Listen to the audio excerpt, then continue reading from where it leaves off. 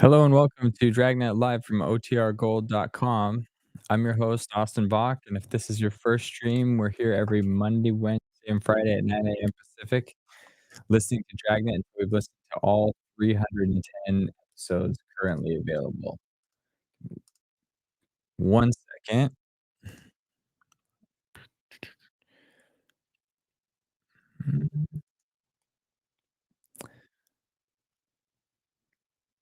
Something here is making noise.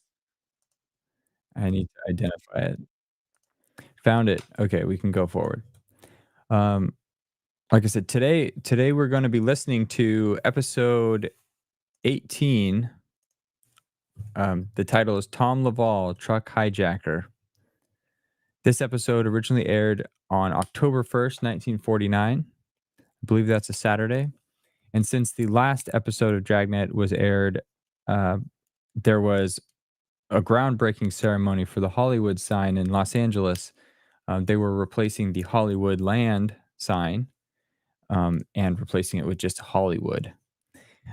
The American Baseball Hall of Fame third baseman was born in Dayton, Ohio. I didn't write down his name. I need to go look it up, but I just wrote down everything else about him, but didn't put his name. So stay tuned for that. You'll see it in the comment down below.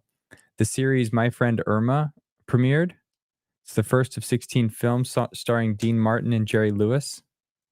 And then the same day this episode aired on radio, television host and comedian Johnny Carson got married to Joan Morrill Walcott.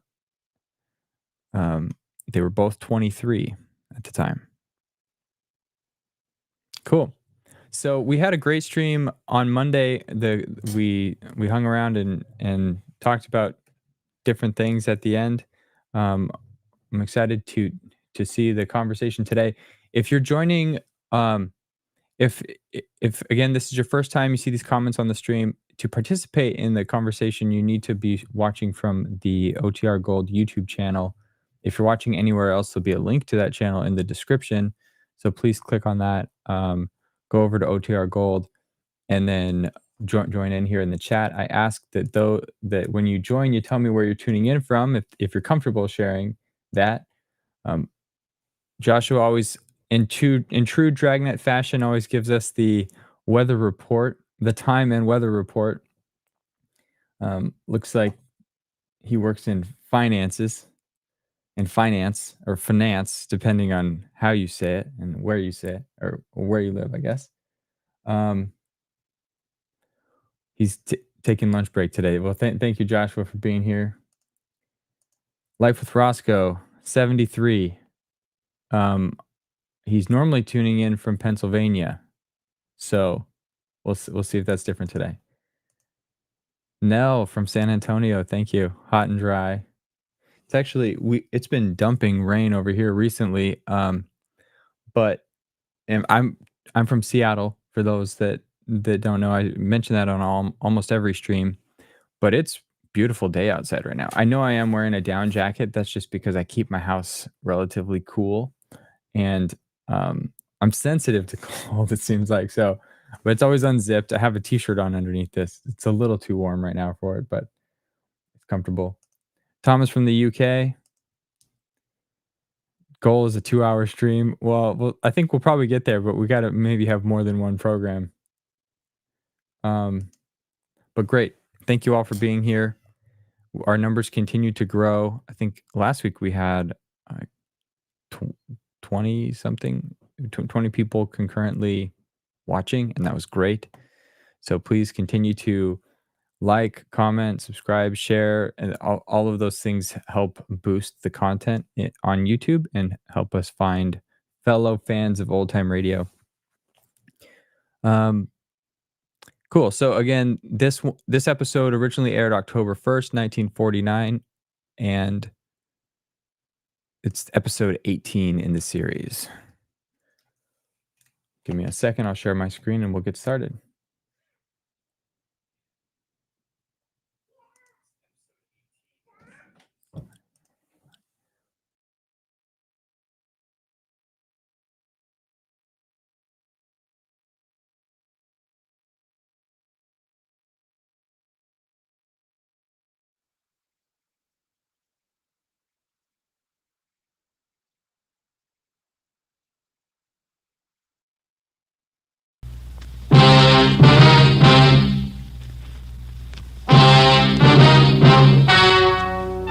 Ladies and gentlemen, the story you are about to hear is true. Only the names have been changed to protect the innocent. NBC brings you Dragnet.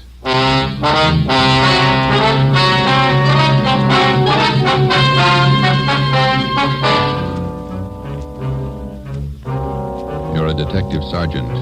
You're assigned to burglary detail. A gang of hijackers has started to work in your city. Truckloads of valuable merchandise have vanished. The thieves are clever, seem to have a foolproof system. Your job, find them. Dragnet, the documented drama of an actual crime, investigated and solved by the men who unrelentingly stand watch on the security of your home, your family, and your life.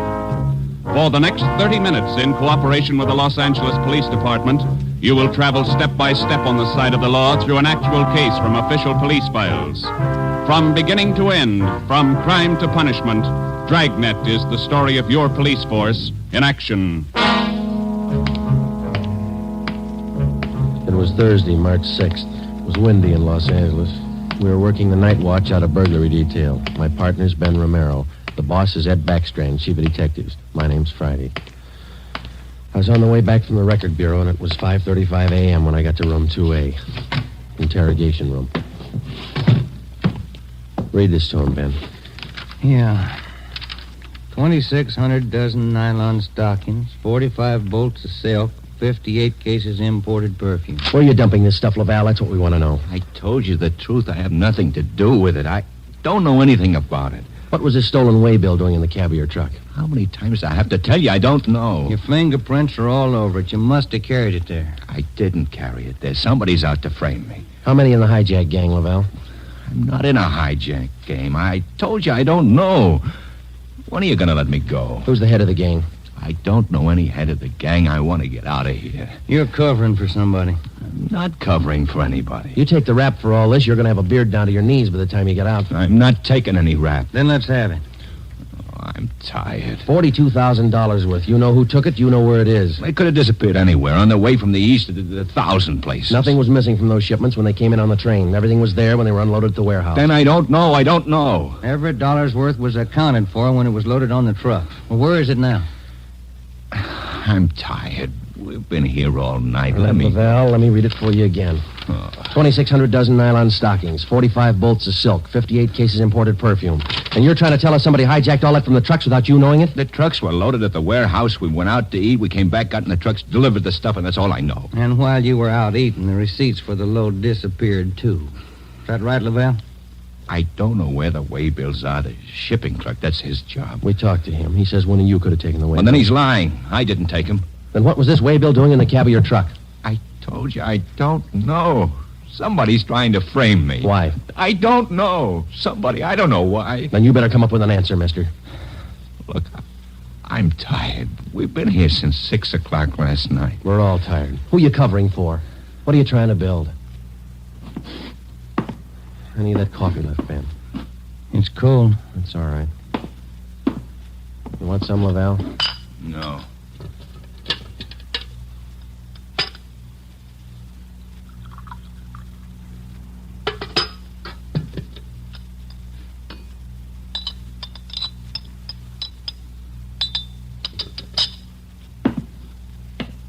All right, now look, let's get one thing straight. We've been here all night. We can be here all day, tomorrow, the day after that, and the day after that. Yeah. We got enough to make you on this. You know that, and we're going to stay with you to tell us the truth, everything.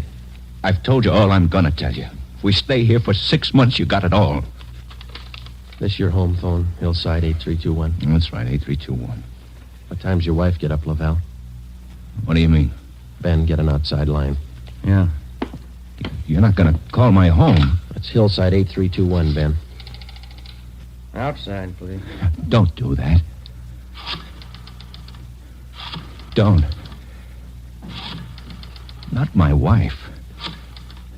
Please. All right. Ask the questions again. This time I'll give you the answers. Thomas Laval was 38 years old. He was a well-respected man in his community. Sometimes it's like that. You can question a man for hours, and he'll never give you any information. But somewhere in every man's makeup, there's a weak point. We were lucky enough to find Laval's. He told us that he would give us the locations where the hijacked goods were hidden. He told us the addresses were written on the ledge of a windowsill on the 7th floor of the Teamsters Union Hall. It was 8:30 a.m. On the 7th floor, is that right? Yeah. Do me a favor. Don't make it too big. Well, look, we have to walk through the hiring hall before we get to the elevators in the back. Yeah? These handcuffs. They'll see them, all the guys in the hall. They know me. Can't you take them off my wrists till we get in the elevator? Sorry, Laval. Well, I won't try anything, but don't make me walk in front of them with these on. Sorry. Just till we get in the elevator. Can't you do that? I don't want the guys to see me. Well, here's my overcoat, Laval. I'll drape it over your hands here, and they won't see the cuffs. There you are. Come on.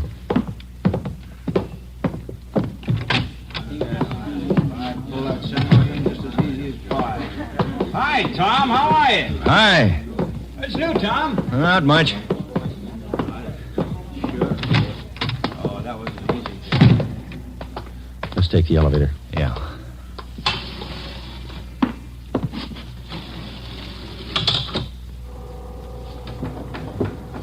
Cigarette?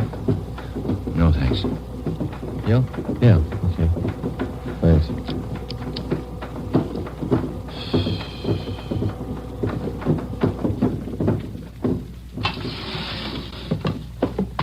It's down this way. Let me show you. To the left. Window up ahead there. Yeah, this one. I don't see anything on the windowsill. It's on the outside. Open the window and let me check. Yeah. Let me see here. Ben, grab him. He's trying to jump. Get back here. Get back. I told you here. Go! Get him, Joe. Can't hold him. He's pulling me out. Hold on, Ben. Grab me. Joe. He's slipping. Try, Joe. Hold on. He's kicking loose. I can't hold him. Hold him, Joe. Ben!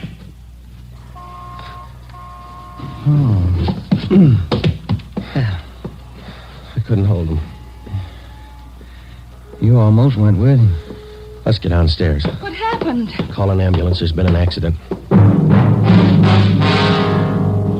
Thomas Laval was 38 years old. He was a well-respected man in his community. He died with the same reputation. We had a prisoner who'd met his death while in our custody. In cases like this, we had to have witnesses. By the time we got to the street, the usual accident crowd had gathered. Anybody here see the accident? What you want, witnesses? Yeah. Did you see it? Yeah, we saw it. Let's get their names, Ben. My name's Pete Garfield. This is Jack Morris. We'll be your witnesses. You'll probably be subpoenaed for the inquest tomorrow morning. Sure, we'll be there. We saw you push the guy out the window. We saw you kill him. The next morning at 10 a.m. in the basement of the Hall of Justice, Harold J. Lane, Deputy Coroner, City and County of Los Angeles, read the report of the findings of the autopsy on the body of the deceased, Thomas Laval.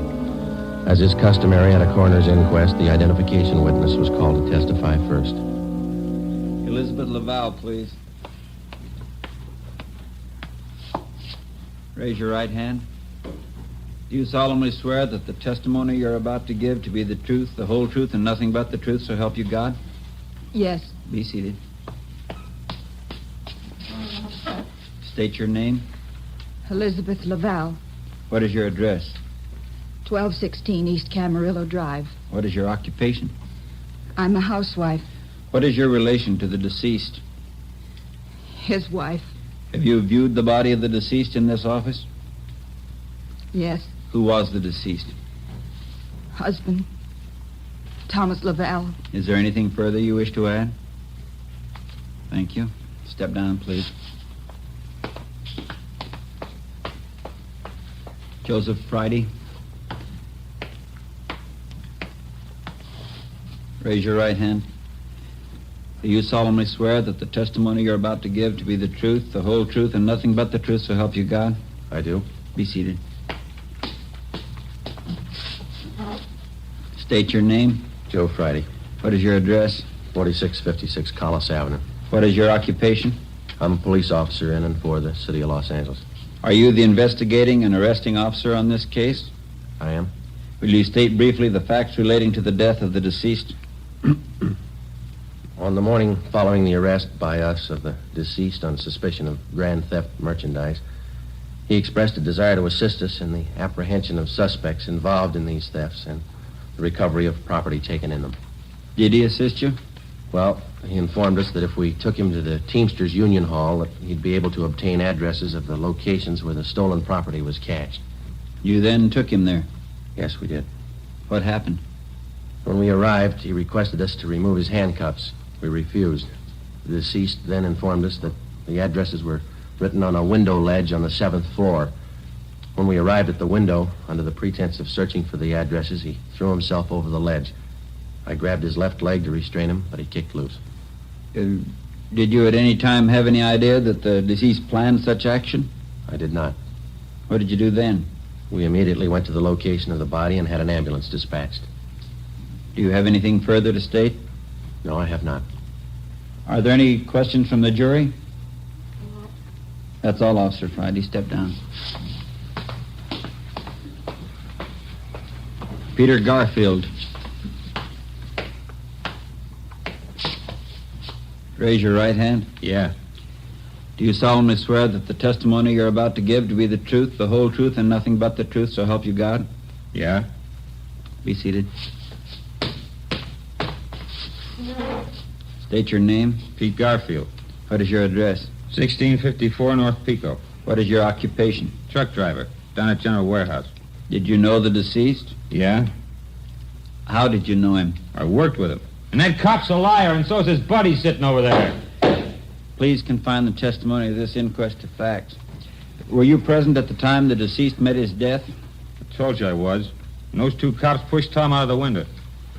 Where were you at the time the deceased was pushed or jumped from the window?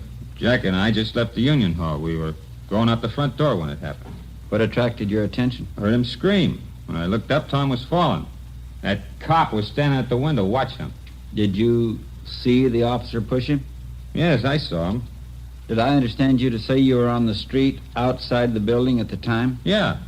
And you saw the officers push the deceased from the window on the 7th floor from your vantage point? Yeah. Isn't it true that that's a physical impossibility? What is? That you could have seen what you testified to from where you were standing? I know they pushed him. You know or you saw? I know, that's all. Tom wouldn't jump out of a window. Then it's true you didn't see the officers push the deceased out of the window? No, I didn't see him. Is there anything further you'd like to add? They must have pushed him. Any question from the jury? That's all, Garfield. Step down. Dorothy River. Raise your right hand.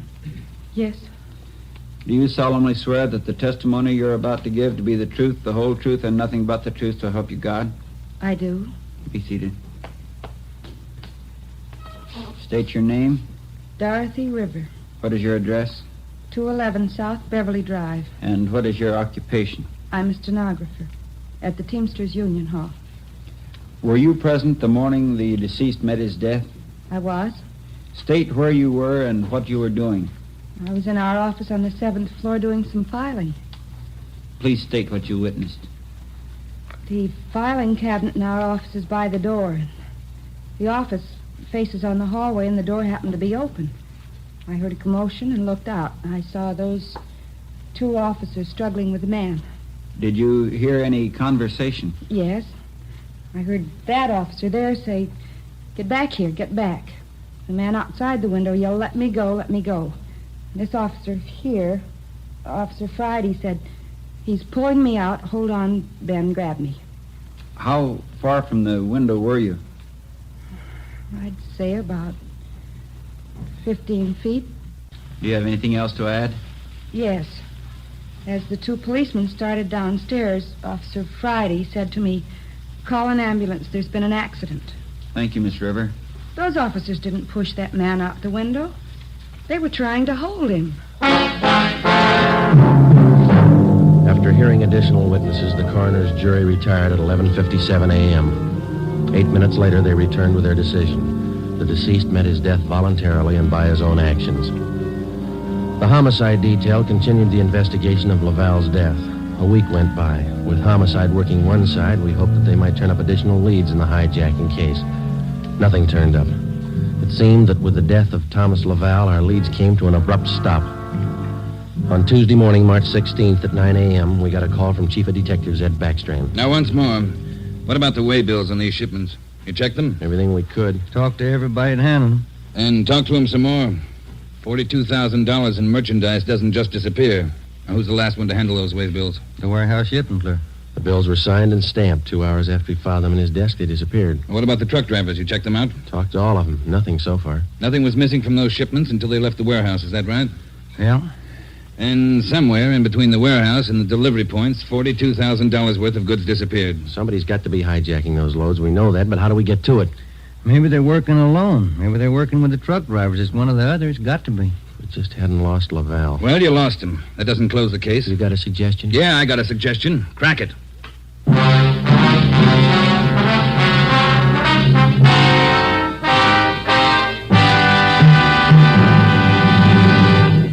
You are listening to Dragnet, authentic stories from official police files.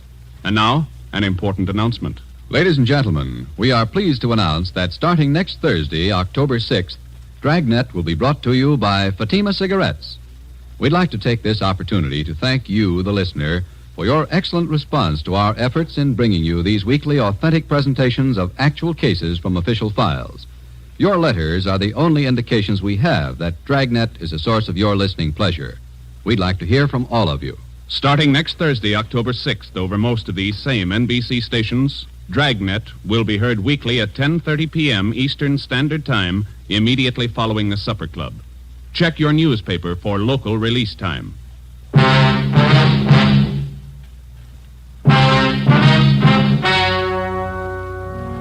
We stayed on the job. Another week went by. No leads. We spent so much time at the general warehouse where the merchandise disappeared that we almost got to be a part of the crew. We got to know everybody. We made frequent visits to the Teamsters Union Hall, but got us nothing. On Wednesday, March 26th, we reported in for work at 8 a.m. Friday, Romero. Yeah, Skipper? You fooled around just long enough. They hijacked another load last night. $38,000. What outfit? Same, general warehouse. Who's your contact down there? Ray Hobart, shipping clerk. Now hop down there right now and get the details. Right, Ed. There are 2 ways to solve this thing. Yeah? You can get those hijackers now or wait till General Warehouse goes out of business. Get on it.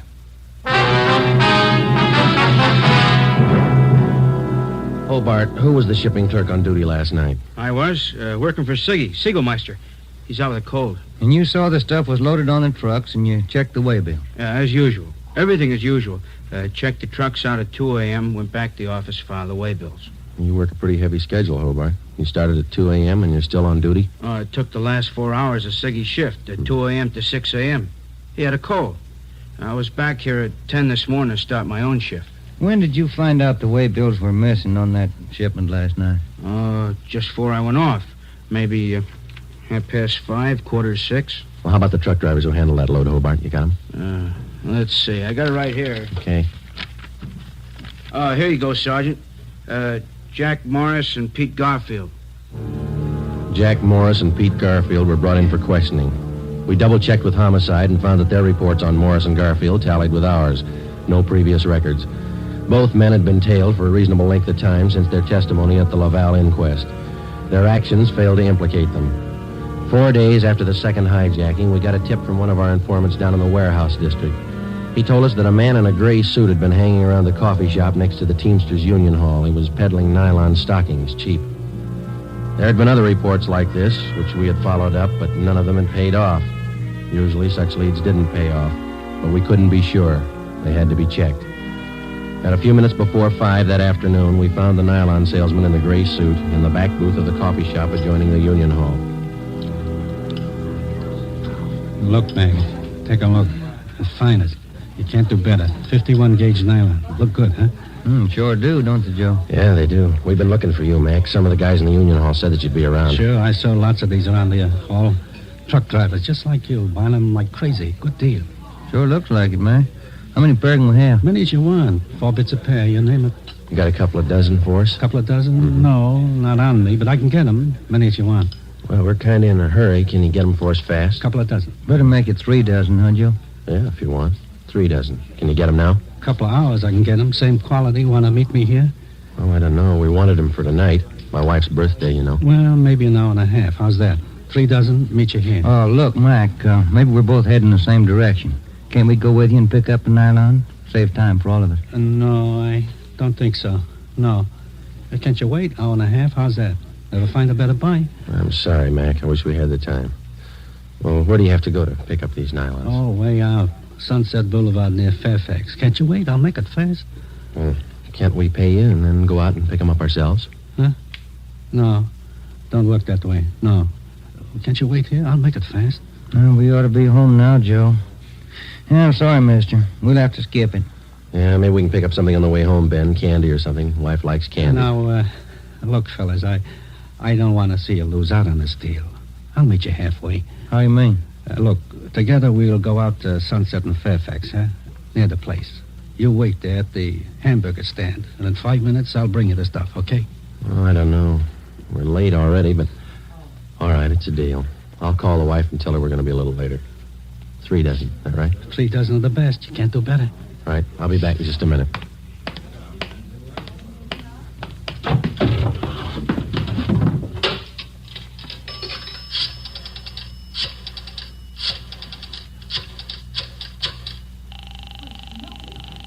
.253. 2523. Chief of Detectives Office, Chandler. Mike, Joe Friday, Backstrand there? Out right now, Joe. Well, then do me a favor, Chandler. Make it fast. Get a couple of men out to Sunset and Fairfax as fast as you can. Tell them to watch for Ben and me. You got that? Yeah, what else? We'll drive up in our car with another man. Ben and I will get out of the car and go in the hamburger stand. The other man will walk off. Whoever you get, tell him to follow that man. You got it? Right. All right. Just tail him. See where he goes, see what he does. Okay, Joe, right away. All set, Joe? She got dinner ready? Yeah, just about. We better hustle. Sure. Best deal in the world. Let's go. At 5 minutes to 6, we pulled up at the corner of Sunset Boulevard and Fairfax. It was almost dark. Ben and I got out of the car and started over for the hamburger stand on the corner. We caught a glimpse of Barcy and Kaplan in one of our detective cars parked in a gas station on the opposite corner. They had their eyes on our man. When the traffic signals changed, the man crossed the street and headed down Fairfax. Barcy and Kaplan waited a minute, and then they took off after him. He turned at the next corner and disappeared from sight. Ben and I ordered a cup of coffee, and we sat down to wait. At 6:30, we were still waiting. At 5 minutes to 7, I went across the street to the drugstore and called the office. Barcy and Kaplan hadn't been heard from. Their car, 105K, was not acknowledging calls. I had my call switched from communications to Backstrand's office. Well, they lost him Friday. I don't know how they lost him, but they lost him. Well, who's out there now? Sullivan and Whitney took a detail out there. They're combing the neighborhood right now. Well, how did it happen? A man just doesn't disappear into thin air. That's what I keep telling you about that stuff that's been hijacked. The search for the nylon salesman went on all that night and most of the next day. From his description, we ran a make on him. No previous record. He had disappeared completely. We were right back where we'd started from. The only thing we could do was to start backtracking, re-questioning the people at General Warehouse, the truck drivers, the shipping clerks. We kept a close check on Garfield and Morris, and we went back to the only possible lead still remaining, Mrs. Laval. She could tell us nothing more than we already knew. When we left her, we started on the neighbors for the second time around. For the rest of the day, we canvassed the immediate neighborhood. We got as many opinions of the Lavals as they had neighbors. At 3:30 that afternoon, we visited with Miss Gertrude Langster, a 50-year-old maiden lady who lived almost directly across the street from the Laval house. She'd been out of town the first time we covered the neighborhood. The old saying goes, Sergeant, there's no fool like an old fool. Oh, say, if I told you the chances I had when I was a girl. Yeah, but we just... not truck drivers like that. Laval man, God rest his soul. But fine, wealthy men, bankers, lawyers. Templeton Grant, you remember him? No, ma'am. I was engaged to him once. Butterfly waist, that's what he used to call me. Well, I was slim in those days. Would you like to see some pictures of me as a girl? No, thank you, ma'am. We'd just like to ask you a few questions, that's all. Could you tell us if the Lavals had many visitors to their house in the past 6 months or so? Oh, no. Funniest thing, I am the nosy type, Sergeant. I like to know everything that goes on around my neighborhood, and you can take my word for it, the Lavals never had visitors. You know, Sergeant Friday, you remind me of a young man I used to be engaged to just a few years ago. He Yes, looked Miss so- Langston. Now, would you tell us, please, did you have any reason to think that there was something little out of the ordinary about the Laval? Oh, little out of the ordinary, he says, but my dear man, yes. Here he was, a truck driver, and there she was with a home furnished like the Astors. Why, I even used to see him cart some of the things home in that car. His beautiful things, rugs and glassware, bolts of fabric. Oh, gorgeous. And he'd bring these things home after work. Is that it, Miss Langston? Anytime, day or night, weekends, anytime. Mm-hmm. After 4, Joe, we better call office. Yeah. Now, are you sure of all that you've told us, Miss Langston? Sure. Oh, my dear man, of course I'm sure. I watched him week after week. Well, thank you. Won't you stay for a cup of tea? I'll have Josephine fix it. Josephine? No, thank you, ma'am. Well, then, perhaps a glass of sherry? Thank you, no. But there is something. Yes? I wonder if we could use your phone, please. Oh, yes. In the hall, next to the umbrella stand. Thank you, ma'am.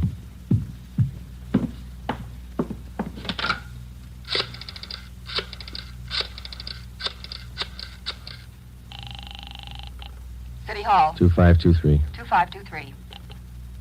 Thanks, Trent. Friday, Ed. Nothing much here. Well, there's something here. Barcy and Kaplan just called. Pete Garfield left his house half an hour ago. Then he picked up Morris. What's so unusual about that? Nothing, except the guy driving the car is the little man in the gray suit, the nylon salesman. Barcy and Kaplan are tailing him. Where are they now? Headed north out Riverside Drive. There's nothing out there but a golf course and a lot of riding stables. I don't care what they do for recreation. Go get them. With red light and siren, it took us 12 minutes to pick up Barcy and Kaplan on Riverside Drive. At 4:23 p.m., we pulled up in front of the Blue Pony riding stables. Barcy and Kaplan's car was overturned just beyond the driveway leading up to the riding academy. Kaplan's hurt. I called an ambulance. They rammed us. What kind of a car are they in? They switched. They're driving a 12-ton Bulldog semi. Which way they head? Going north. Got a 3-minute lead on you. Pneumatic commercial. Adam 653. Let's go, Ben.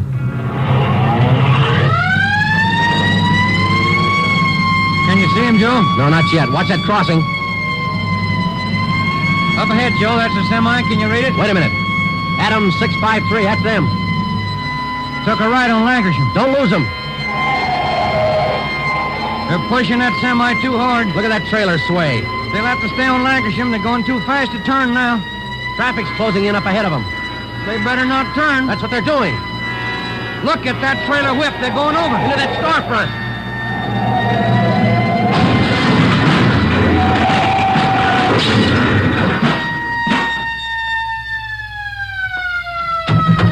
Come on, Ben. You all right? Wait a minute. Let me see. Yeah, they're banged up, but they're alive. Well, there they are, Joe. Yeah. Garfield, Morris, little man in a gray suit. It's funny, isn't it? What's that? Garfield's going to swear we pushed that truck through that window.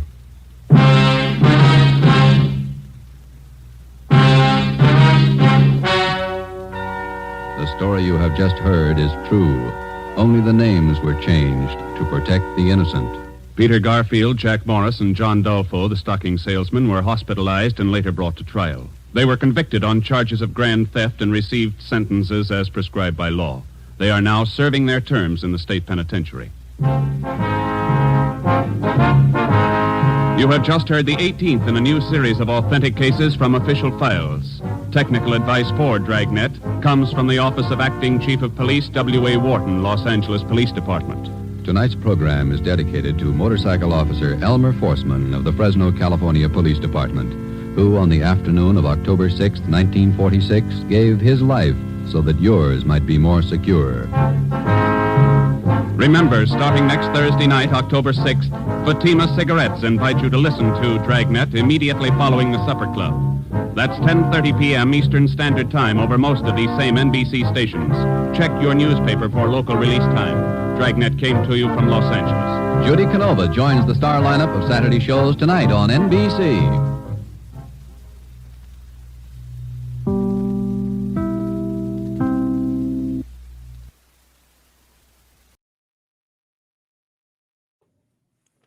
All right. So what everyone think of that episode? I'll give you a few minutes to get your final thoughts in there. I also forgot to mention at the beginning, we still have our giveaway. I announced the winner of the 500. I'm almost said $500. The 500 subscriber giveaway. It's not $500. It's a free one of these 2 Bluetooth radios. Cindy B, you are the winner of one of these 2. You get your choice, but I need to hear from you by. I originally said the end of the week, so I'm gonna respect that. If I don't hear from you by Monday, we're gonna do another.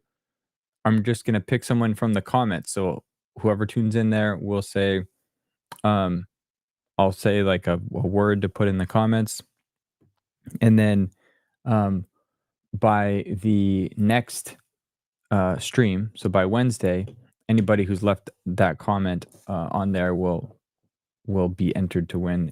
If they're subscribed and they've left a comment, then I'll pick one of those at random so that we can get this out to somebody.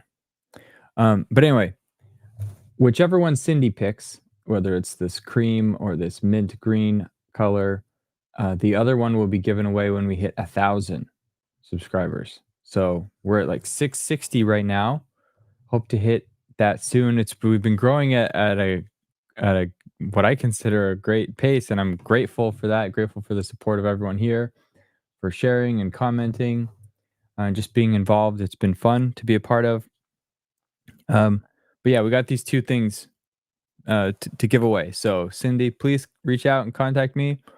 I need your mailing address. You can email me at contact@otrgold.com. And then everyone else, we got this other one coming. And then I'm thinking, like, there'll probably be similar giveaways at different milestones moving forward.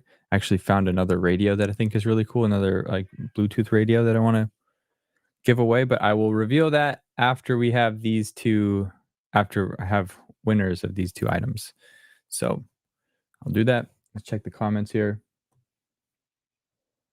A poll. Yeah, I'm kicking around ideas to like where to build community. I know Thomas has asked for Discord. I hear people use that a lot. I've used it for other groups. There's also Facebook groups. There's like Patreon type things or that are kind of platform specific, but I'm trying to find something that I'm thinking through different options because I do want to have a place to share stuff like this. Like Josh was asking for, he's saying we should rank the Friday's final comments in each episode because he normally has something like punchy right at the end. And it would be fun to collect those and start building lists of our favorite moments in episodes or favorite phrases and things like that. And where's the best place to congregate as fans of old time radio and as fans of this channel. I saw we just got someone just subscribed to the channel right now. That's pretty sweet. I'm actually, this morning I was looking at a website that lets me put a few more things up here on screen. Like one of them is a live subscriber counter, which would be cool to see. And then there's a few other things I was looking to add to the 24-hour streams, the 24/7 streams. If you are joining these and haven't seen those other ones, please go check them out. I have 6 of them up currently, and they play one particular series 24/7 in a loop. We've already listened to every Gunsmoke episode currently available, and it's started over again. I think it's back in the hundreds. But I have Suspense, Gunsmoke, Dragnet, CBS Radio Mystery Theater, yours truly, Johnny Dollar. And I'll likely create more. I just need to work out the issues with them before I expand further. Joshua has asked if anyone's ever listened to Jungle Gym. I've not listened to any episodes yet. One of the podcasts that I have available is Jungle Gym, but I've not listened to it yet. I kind of stick with my favorites, but that is available. If you've listened to it, Joshua, what are your thoughts on it? Please share. Let's see here. So we got some trivia here on Virginia Gregg. Life with Roscoe says she went by another name. That name was Virginia Delval. Delval. I don't know if I'm pronouncing that right. Says she went by that name when she was on Richard Diamond. Okay, so maybe I'll have to go listen to some more Richard Diamond and then hear how the announcer is saying the name.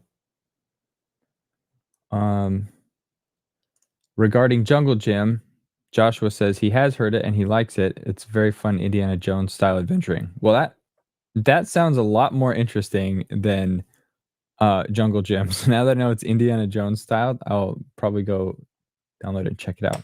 Someone had requested that one a while back, so I put it up for him. Great. I just got an email from a listener. That's exciting. I'll go check that out. I just saw it pop up over here. Thank you for reaching out. One of my favorite OTR arcs, though, is City of the Dead from Adventures by Morse. Okay, so this is actually this brings up something. People have asked for other series, and in the near future, what I actually want to start are listener choice streams. So we'll keep doing Dragnet because I love this series. This is a fun group. But then I do want to add, I don't know how often, but I want to have a listener's choice thing. So people could submit something like this one. Let's listen to City of the Dead from Adventures by Morse. And we'll have whoever selected the episode can write like a brief introduction, what episode they like and why they like it. I'll read that at the beginning. And then we all listen to it together and we discover it at the same time. So if that sounds like something you'd be interested in, please let me know. Looks like you're converting a few of us, Joshua, to go check that out over to that series. Great. Okay. Well, again, thank you all for being here. I think this is where we'll end it today. I appreciate the chat. Appreciate the comments. Next week, so we just listened to episode 18, or sorry, not next week. On Friday, we're going to be listening to episode 24. There's a big gap in the episodes that are available, at least that I have access to. So the next one, I'll tell you what it is. Oh, hang on. Refresh.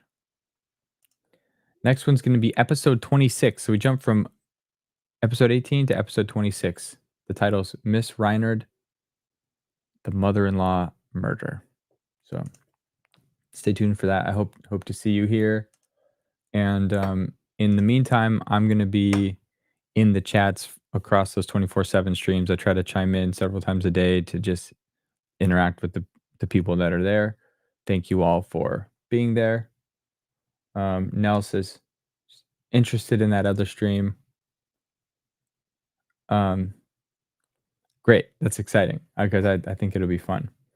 A slight note of warning, Jungle Gym can sometimes be of its time. I think I appreciate the call out. I don't know exactly what you mean by that, but I think everyone in this space, whether they don't understand it right at first, quickly learns that things are different from that period of time. Like, I think the thing that surprises most people are all the cigarette ads everywhere and how they talk about how many doctors recommend it and the doctor's favorite cigarette brands. But I guess thank you for the note. You've been warned. Joshua likes the series, but it is of its time. Oh. Great. And yes, we hope to see you here, Thomas, all Friday. Wish you a good evening. All of our friends that are not in U.S. time zones, anybody kind of ending their day with us, thank you for being here. I appreciate all of you and hope to see you on Friday. See ya. Yes, Lee, thank you. Please like for the algorithm. Oh, I clicked on the wrong, that one popped up. 4 out of 5 doctors smoke Camels. Exactly, it's just insane. Remember to put in a like for the algorithm. Yes, please do. Thank you very much. I think that's contributing to the growth of this channel is that they see people, they click on it, they watch, and they leave a comment or they interact somewhat. It all helps. Appreciate you.